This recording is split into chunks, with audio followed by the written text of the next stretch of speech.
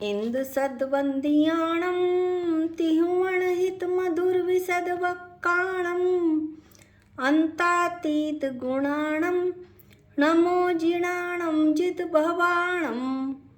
हम सभी पंच अस्थिकाय संग्रह का अध्ययन कर रहे हैं और इसमें हम प्रथम अधिकार का वर्णन कर रहे हैं। प्रथम अधिकार का वर्णन करते हुए हम गाथा 31 पर आ गए हैं। गाथा 31 और 32 का एक साथ अध्ययन होगा। हम गाथा पाठ करते हैं। आ गुरु लहुगा अनंता तेहिम अनंतेहिम परिणदा सव्वे देसेहिम आसंखादा सिये लोगम सब माँ वर्णा के चित्तु अणावर्णा मिच्छा दंसण कसाए जोग जुदा विजुदा य तेहिम बहुगा सिद्धा संसारिणो जीवा। अन्व्यार्थ पढ़ते हैं। आचार्य कुंद कुंद स्वामी कहते हैं, अनंता आ गुरु लहुगा, अनंत ऐसे जो आ गुरु लघु, आ गुरु लघु गुण ब्रैकेट में है, गुण और अंश, आर गुरु लघु गुण और आ गुरु लघु अंश एक ही बात है। तेहि अनंत तेहिम उन अनंत आ गुरु लघु गुण रूप से सव्वे सर्व जीव परिणदा परिणत हैं।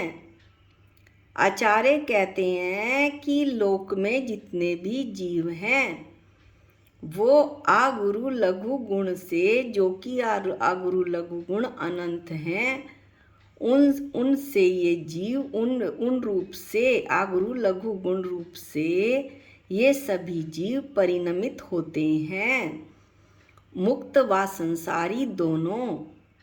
और ये आ गुरु लघु गुण अनंत हैं। आगे पढ़ते हैं। देसे हिम आसंखादा वे असंख्यात प्रदेश वाले हैं।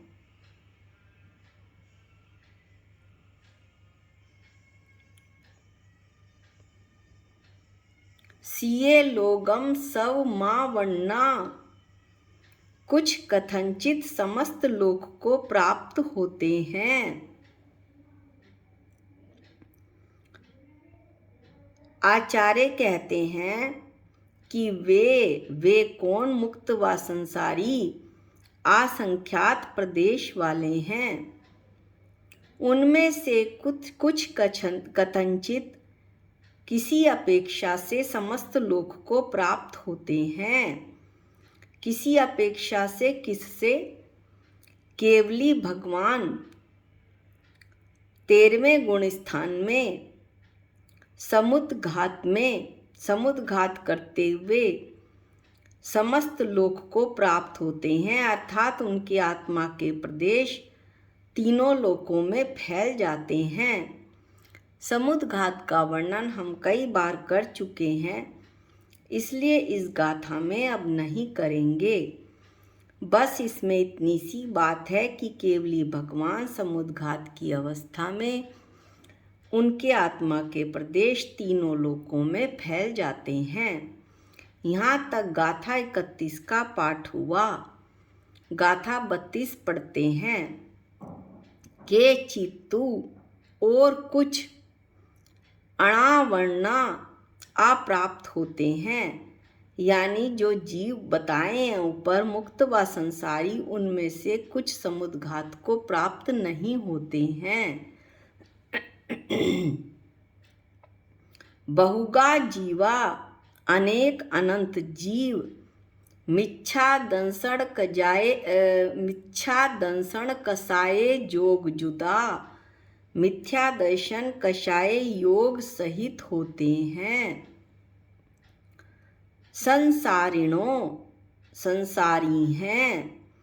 जो जीव मिथ्या दर्शन कषाय योग के साथ हैं, सहित हैं, वे संसारी हैं। या और अनेक अनंत जीव तेहिम विजुदा, मिथ्या दर्शन कषाय योग रहित हैं। सिद्धा, वे सिद्ध हैं। इस तरह से हमने अन्वयार्थ पढ़ा। अब इसका विशेष विवरण टीका में अमरचंद आचार्य करते हुए कहते हैं कि यहाँ यानी इस गाथा में जीवों का स्वाभाविक प्रमाण तथा उनका मुक्त और अमुक्त ऐसा विभाग कहा है। यानी इस गाथा में जीवों का प्रमाण क्या है स्वभाव रूप से, और वे कितने प्रकार के हैं, मुक्त जीव, सिद्ध भगवान और अमुक्त संसारी जीव, ऐसा विभाग करके बताया है। आगे टीका पढ़ते हैं। टीका पढ़ने से पहले हम प्रमाण का थोड़ा सा विश्लेषण कर लेते हैं। प्रमाण यानी माप, परिमाण।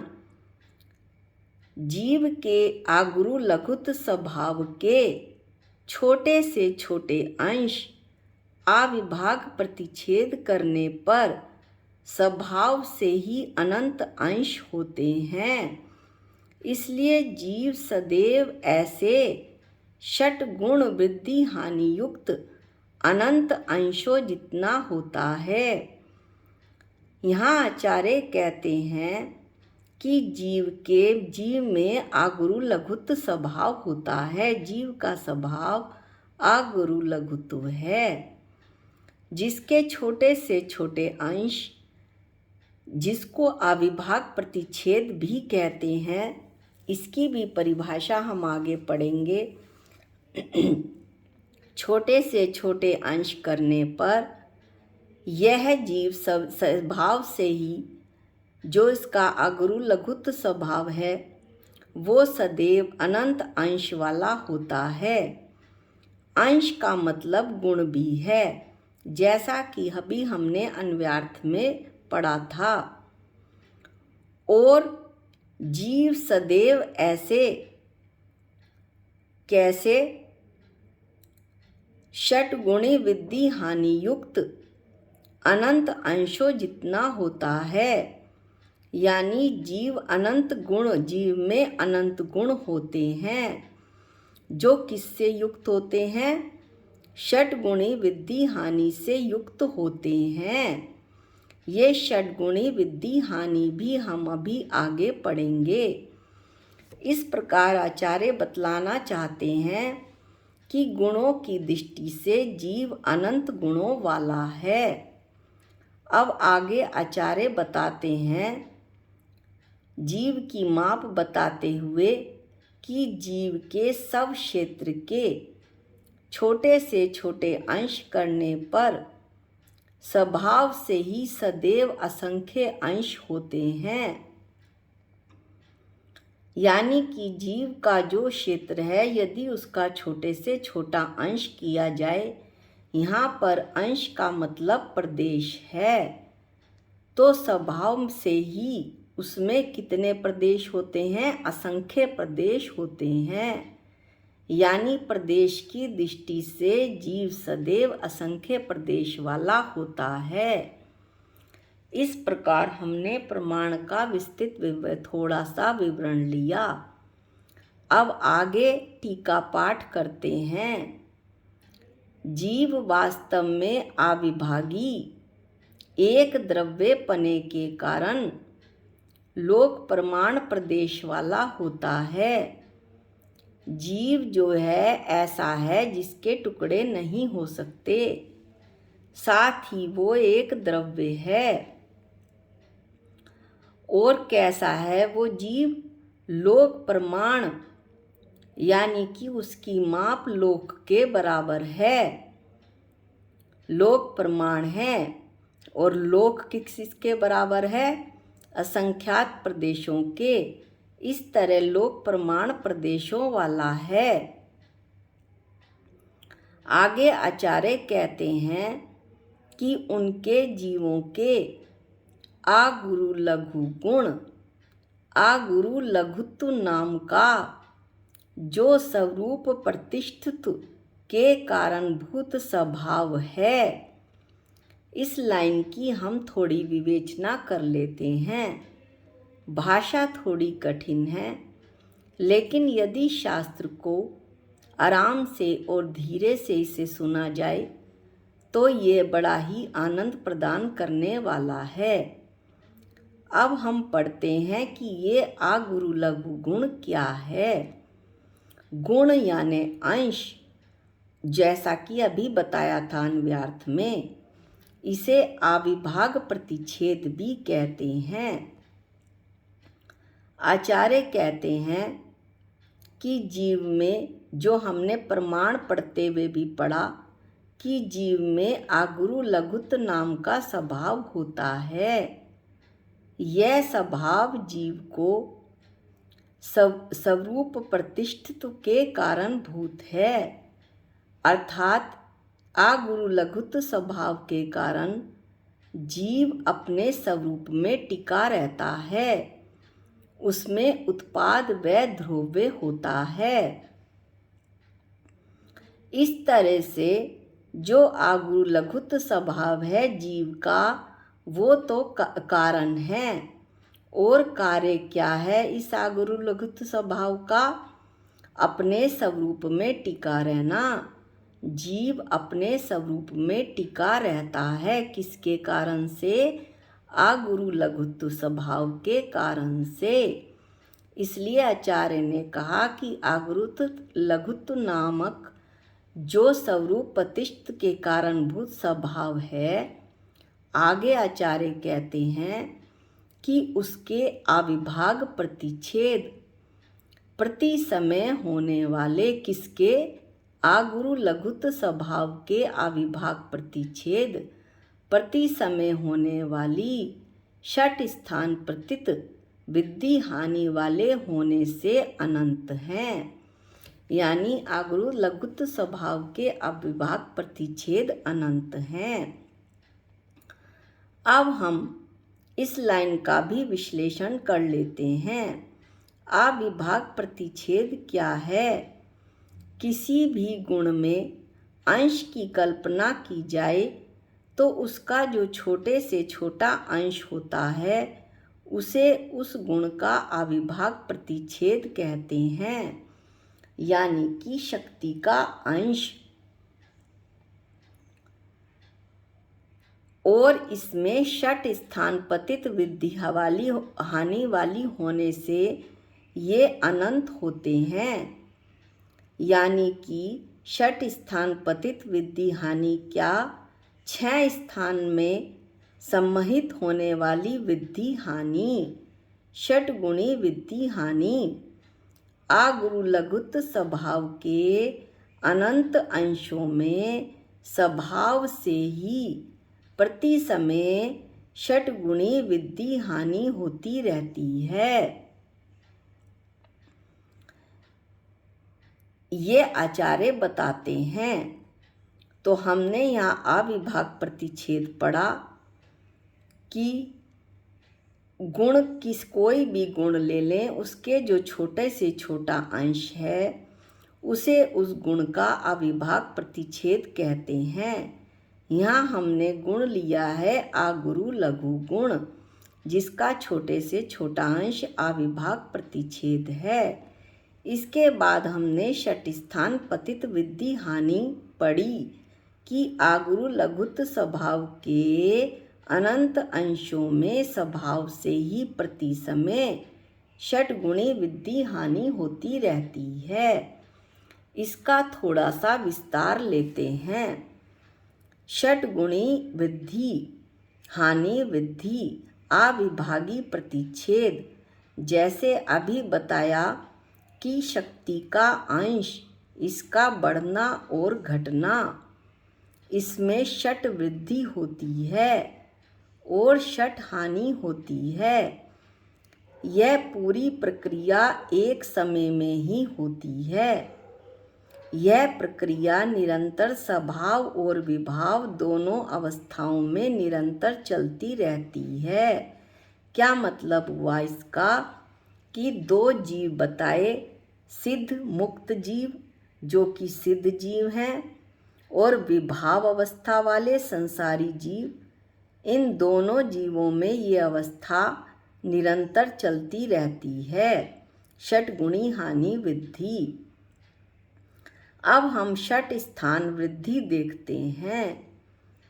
ये कैसे घटती है? अनंत भाग वृद्धि, असंख्यात भाग वृद्धि, संख्यात भाग वृद्धि, संख्यात गुण वृद्धि, असंख्यात गुण वृद्धि और अनंत गुण वृद्धि। इस तरह से ये षट स्थान वृद्धि हुई। अब षट स्थान हानि क्या है? अनंत गुण हानि, असंख्यात गुण हानि, संख्यात गुण हानि, संख्यात भाग हानि, असंख्यात भाग हानि और अनंत भाग हानि। इस तरह से षटगुण हानि वृद्धि कहते हैं। बड़े शास्त्रों में गोमटसार, जीवकांड और में आप इसका और खुलासा अच्छे से पढ़ सकते हैं। यहाँ पंच अस्तिकाय में इतना ही पर्याप्त है कि षट स्थान पतित वृद्धि हानि आगुरुत लघुत स्वभाव के अनंत अंशों में प्रति समय होती रहती है। जैसा कि अभी पूरा इसका विश्लेषण करते हुए बताया कि यह पूरी प्रक्रिया एक समय में होती है। इस तरह हमने आज कई परिभाषाएं पढ़ी, थोड़ी टफ भी थी। थोड़ा इन्हें एक बार पढ़ने से समझ नहीं आएगा। इस गाथा को पढ़ने के लिए शास्त्र लेके बैठना पड़ेगा और थोड़ी परिभाषाओं पर ध्यान देना पड़ेगा, तब परिभाषा समझ में आएंगी। हम यहीं तक पढ़ेंगे, अगली गाथा अगले वीडियो में पढ़ेंगे और इसका रिवीजन भी कर लेंगे ताकि और अच्छे से बात समझ में आ जाए। अभी हमने आज पढ़ा प्रमाण। गुण की दृष्टि से जीव अनंत गुण वाला, क्षेत्र की दृष्टि से जीव असंख्य प्रदेश वाला। फिर हमने पढ़ा कि जीव में आगुरु लघुत्व नाम का स्वभाव होता है। इस स्वभाव के कारण जीव अपने स्वरूप में टिका रहता है। आगुरु लघुत्व कारण है और जीव जो अपने स्वरूप में टिका रहता है वो कार्य है। अविभाग प्रतिच्छेद पड़ा। शक्ति का अंश या गुण का अंश, गुण में अंश की कल्पना करने पर जो अंश होता है छोटे से छोटा, जिसका और विभाग ना हो सके, उसे अविभाग प्रतिच्छेद कहते हैं। इसे शक्ति का अंश भी कहते हैं। इसके बाद हमने पढ़ा षट स्थान पतित वृद्धि हानि कि किस तरह से आगुरु लघुत्व स्वभाव के अनंत अंशों में स्वभाव से ही अगुरुत लघुत्व स्वभाव किसका है? जीव का। इसके कितने अंश हैं? अनंत अंश हैं। और उसमें स्वभाव से ही प्रति समय क्या होता है? षटगुणी वृद्धि हानि होती रहती है। यह जो प्रक्रिया होती है वो स्वभाव और विभाव दोनों अवस्थाओं में होती है, यानी मुक्त जीव सिद्ध जीव में भी होती है और अमुक्त संसारी जीव में भी होती है। आज के लिए इतना ही। निज निधि निज में बताई, ये अनंत उपकार है। इसके लिए जिन वाणी माँ को वंदना अनंत बार है। सबको जय जिनेंद्र।